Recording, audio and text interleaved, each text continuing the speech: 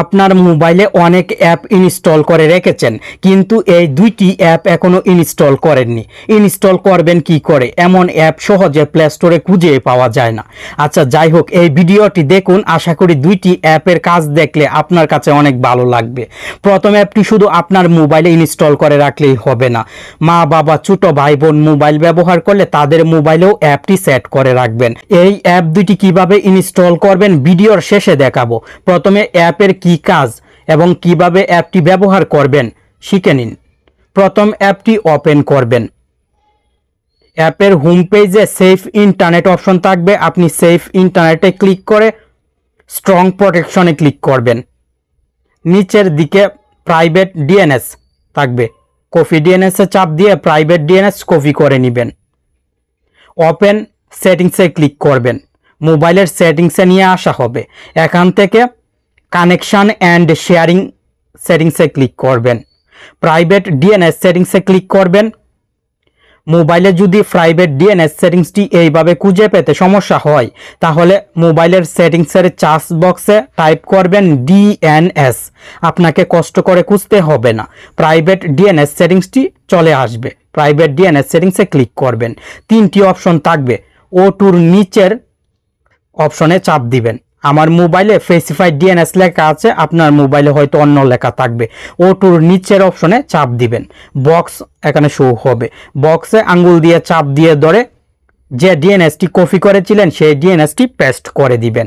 সেভে ক্লিক করবেন। যে মোবাইলে এইভাবে অ্যাপটি সেট করবেন সেই মোবাইলে আর আজে বাজে নোটিফিকেশন আসবে না।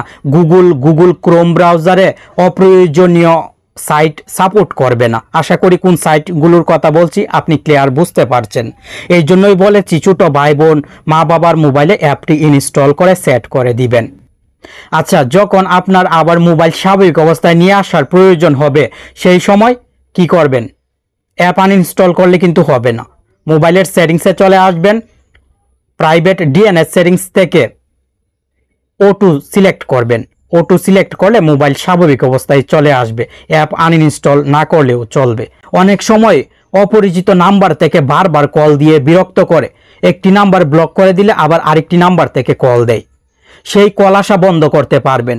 সেভ নাম্বার ছাড়া অন্য কোনো নাম্বার থেকে মোবাইলের সিমে কলই আসবে না যদি দ্বিতীয় অ্যাপটি সেট করে রাখেন।